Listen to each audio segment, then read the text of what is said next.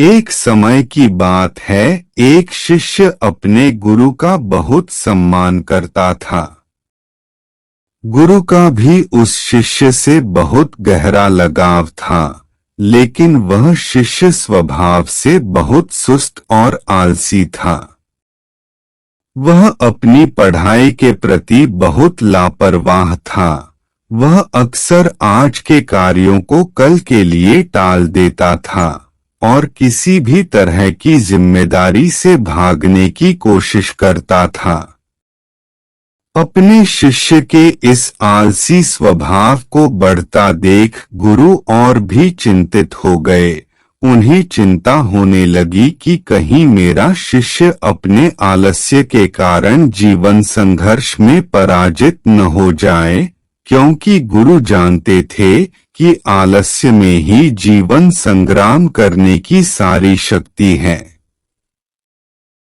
बेकार व्यक्ति, ऐसा व्यक्ति बिना कोई कर्म किए फल पाने के बारे में सोचता है। वह शीघ्र निर्णय नहीं ले पाता और यदि ले भी ले तो उस पर अमल नहीं कर पाता।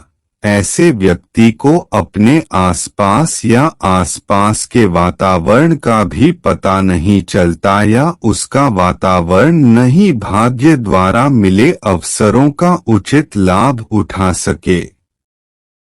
गुरु ने अपने मन में अपने शिष्य के इस सुस्त स्वभाव को खत्म करने के लिए एक योजना बनाई। एक दिन गुरु ने शिष्य को एक चमकदार सफेद पत्थर दिया और कहा, मैं तुम्हें 2 दिनों के लिए इस जादुई पत्थर का एक टुकड़ा देने जा रहा हूँ। कोई भी इस पत्थर से आप जिस लोहे की वस्तु को स्पर्श करेंगे वह सोने में बदल जाएगी।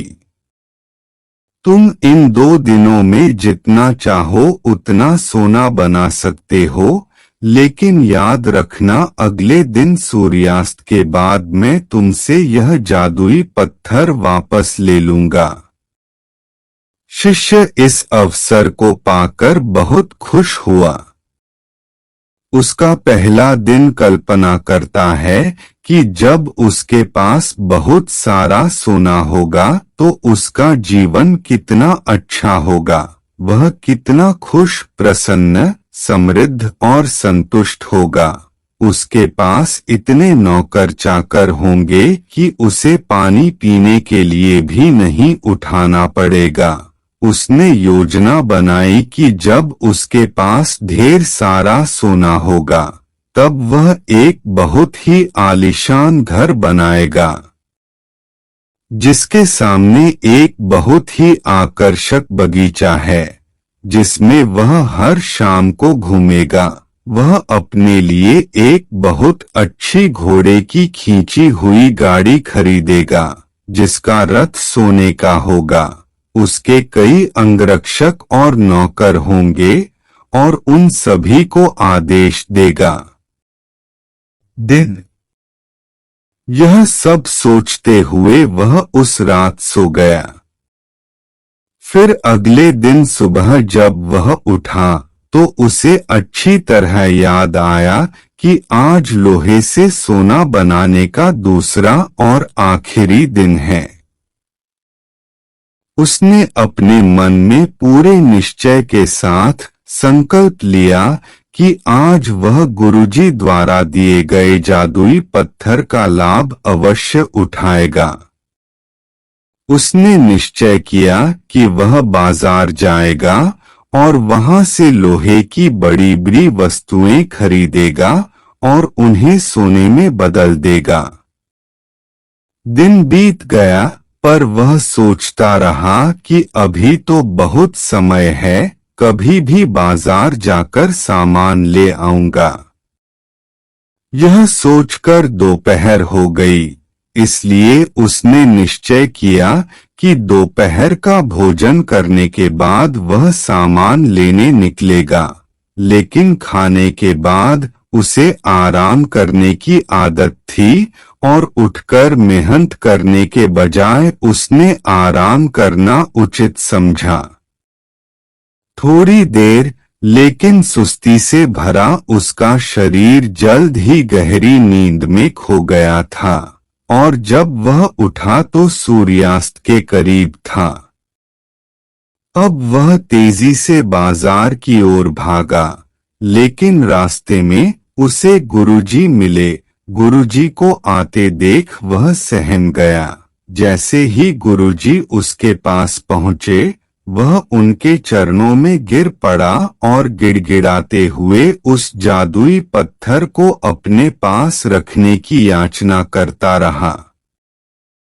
एक और दिन, लेकिन गुरुजी नहीं माने और उस शिष्य का अमीर बनने का सपना चकनाचूर हो गया।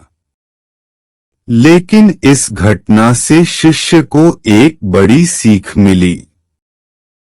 उन्हें अपने आलस्य पर पछतावा होने लगा।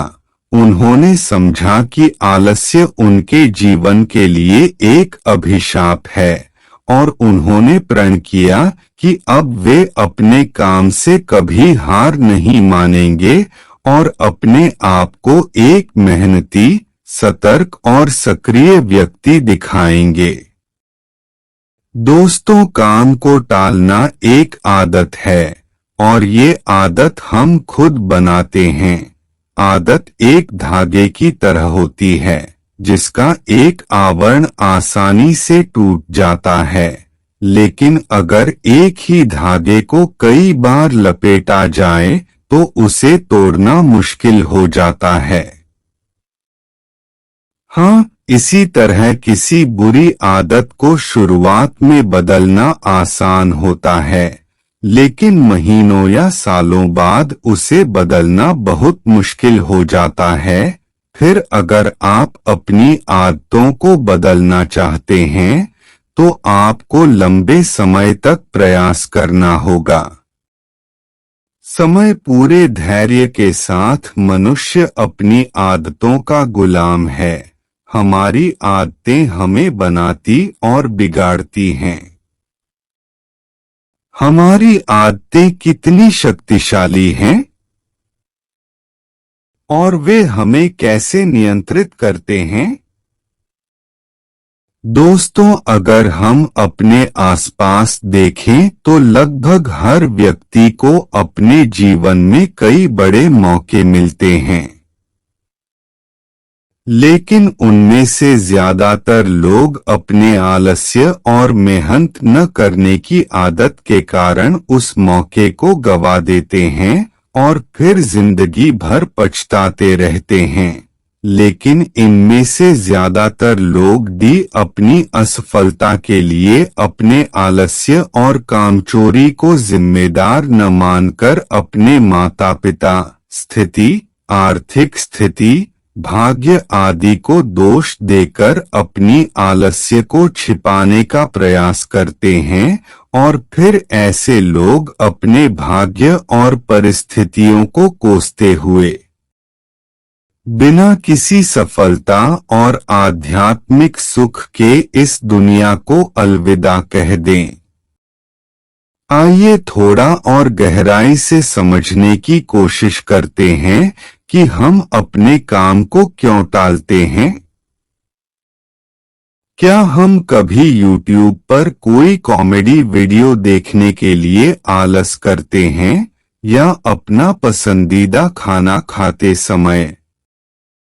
नहीं, आप आलस्य तभी करते हैं जब आप पढ़ाई कर रहे होते हैं या ऑफिस के किसी प्रोजेक्ट पर काम कर रहे होते हैं या घर का कुछ काम करना होता है।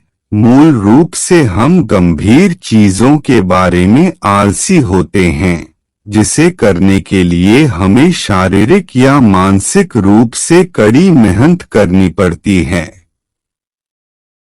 अब अगर आप काम को टालने से बचना चाहते हैं, तो इससे आपको बहुत मदद मिलती है। काम की समय सीमा।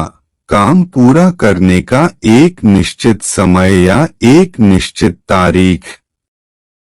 मान लीजिए कि आप एक कार्यालय कर्मचारी हैं और आपके बॉस ने आपको एक कार्य दिया है जिसे आपको कल तक पूरा करना है, तो आप पूरा दिन आलस्य में यह सोचकर व्यतीत कर सकते हैं कि अभी भी एक पूरा दिन शेष है, लेकिन तब आप रात भर जागकर उसे पूरा कर लेंगे। प्रोजेक्ट, क्योंकि कल आपको वह प्रोजेक्ट देना है, क्योंकि कल के बाद आपके प्रोजेक्ट का कोई महत्व नहीं रह जाएगा। तो यहाँ उस काम को टालते हुए भी समय पर पूरा किया, क्योंकि यहाँ आपके सामने डेडलाइन थी, फिक्स टाइम था और काम पूरा हो गया। काम करने का यह तरीका आप अपने दैनिक जीवन में भी अपना सकते हैं कि अगले 1 घंटे या 1 दिन में मुझे इस काम को पूरा करना है। काम को टालने से बचने का यह बहुत अच्छा तरीका है। मैं खुद भी इस तरीके का इस्तेमाल अपने रोजाना के काम को करने के लिए करता हूँ। समय पर कार्य। दोस्तों, हम क्या करना चाहते हैं और अभी क्या कर रहे हैं, अगर इन दोनों में बहुत ज्यादा फर्क है तो हमारे अंदर एक लड़ाई शुरू हो जाती है। तो यह हमारे अंदर तनाव और अशांति पैदा कर देती है। आलस्य एक ऐसी चीज है जो इंसान करता तो है, लेकिन करने से कभी खुश नहीं होता। मान लीजिए आज आपको कोई काम करना था, लेकिन आपके दोस्त आए और बोले, भाई चलो घूमने चलते हैं, मौज करते हैं, और तुम निकल जाते हो उनके साथ घूमने के लिए। आप दिन भर घूमते हैं, लेकिन आपके दिमाग में हर वक्त यही चलता रहेगा कि मुझे आज वो काम करना था, वो काम छूट गया। और इसी सोच की वजह से आप उस पूरे दिन को ठीक से एंजॉय नहीं कर पाएंगे, और शाम को जब आप घर वापस आएंगे तो उस काम को करने को लेकर आपको पहले से ज्यादा स्ट्रेस होगा। तो इस तरह से आपका काम भी नहीं हो पाएगा। हो जाए न मौजमस्ती कर पाए और पूरा दिन भी बीत गया। यहाँ तो अच्छा होता, यही अच्छा होता। आलस न करते तो पहले अपना काम करते और फिर बाद में घूमने चले जाते, तो जरूर तुम अधिक आनंद ले सकते हैं और तनाव मुक्त रह सकते हैं। एक बात और गौर करने वाली है कि काम को टालने से हमें ग्लानि होती है। जब काम टालने से हमें खुशी नहीं मिलती तो काम क्यों टालते हैं? इसके पीछे 5 बड़े कारण हैं। पहले तो आपको जो काम करना है और उस काम का जो फल आपको मिलेगा, अगर उस काम का फल मिलने की संभावना बहुत कम है तो आप उस काम को टालने की कोशिश करेंगे, क्योंकि आप में उस काम को करने की प्रेरणा कम हो जाती है। दूसरा, कोई ऐसा काम जो आपकी आवश्यकताओं के अनुरूप न हो या आपको वह काम करना अच्छा न लगे, तो आप उस काम को टालते चले जाएंगे। तीसरा कारण, यदि यह आपके लिए आवश्यक नहीं है या करने का कोई बड़ा कारण नहीं है, तो आप उस कार्य को टालते रहेंगे। चौथा, यदि हमें किसी काम को तुरंत करने का लाभ मिल जाए तो हम उस काम को करने से ज्यादा उस काम को करने के लिए उत्साहित होंगे जिसका हमें काफी समय बाद लाभ मिले, और फिर हम ऐसी चीजों से बचने की कोशिश करते हैं। पांचवां, असफलता का डर। अगर किसी काम में हमारे असफल होने की संभावना अधिक है तब भी हम उस काम को टालने की कोशिश करते हैं। अब सवाल उठता है कि काम टालने की इस आदत से कैसे बचा जाए। देखिए, अगर किसी काम को करने में ये 4 चीजें आपको मिल रही हैं, तो आप हर हाल में वह काम करेंगे। पहला, मनचाहा परिणाम। दूसरा, आपके पास उस काम में सफल होने के पूरे चांस हैं। तीसरा, जो अभी लाभ मिल रहा है, काम करने के बाद आपको अधिक लाभ मिलना शुरू हो जाएगा। और चौथा, जब काम का फल तुरंत मिल जाए या काम खत्म होते ही आपको फायदा हो जाए। अब बात करते हैं उपाय की। काम को टालने की आदत से कैसे बचें? तो इसके लिए आप पहले एक पेन और पेपर लें और खुद से पूछें और लिखें कि मैं काम क्यों टाल रहा हूं। ऐसा करने से आपको काम टालने का कारण पता चल जाएगा और कारण पता चलते ही आपकी आधी समस्या यहीं खत्म हो जाएगी। उदाहरण के लिए, यदि आप एक कार्यालय कर्मचारी हैं और आप काम को टाल रहे हैं क्योंकि आपके पास अपने काम के लिए प्रेरणा नहीं है, तो आपको यह पसंद नहीं है, या आप सोचते हैं कि मैं इतना बड़ा काम क्या कर रहा हूं, मेरे बिना काम के भी कंपनी का काम चल रहा है, तो कागज पर लिखो कि नौकरी से निकाल दिया तो। यदि आप बेरोजगार हो जाते हैं तो क्या होता है? आपको कितनी परेशानियों का सामना करना पड़ेगा? यदि आप एक छात्र हैं और सिर्फ इसलिए पढ़ाई टालते रहते हैं क्योंकि आप जानते हैं कि आप पहली रैंक प्राप्त नहीं कर सकते, तो आप पढ़ाई में बहुत अच्छा नहीं कर सकते। फिर कुछ काम करो जिसमें तुम हो आपको विश्वास है कि आप बहुत अच्छा कर सकते हैं, उसमें अपना नाम बना सकते हैं। अगर आप किसी बड़ी परीक्षा की तैयारी कर रहे हैं और आपका इनाम 1 से 2 साल बाद आने वाला है, तो अपने काम को छोटे छोटे चरणों में बांट लें और हर कदम को पूरा करने के बाद खुद को इनाम दें। इससे आप अपने काम के प्रति लगातार प्रेरित हो पाएंगे।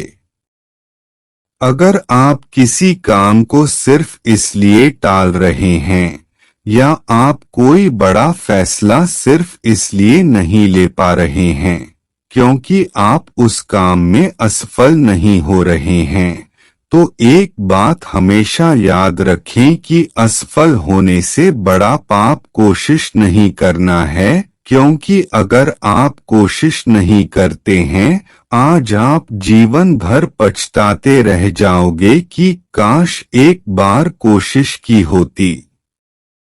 और फेल होने का डर असल में हमारे अंदर का अहंकार है, जो हमें डराता रहता है कि अगर हम फेल हो गए तो लोग क्या कहेंगे, लोग मुझ पर हंसेंगे, मेरा मजाक उड़ाया जाएगा। यकीन मानिए दोस्तों, हमारा घमंड, हमारा अहंकार दुनिया की सबसे बेकार चीज है। कोशिश करने के बाद असफल होने पर आपको अल्पावधि में पछतावा हो सकता है, लेकिन असफल होने के डर से प्रयास न करना आपको लंबे समय में बहुत पश्चाताप और आत्मघृणा से भर देगा। इसलिए असफल होने से डरो मत, कोशिश करो।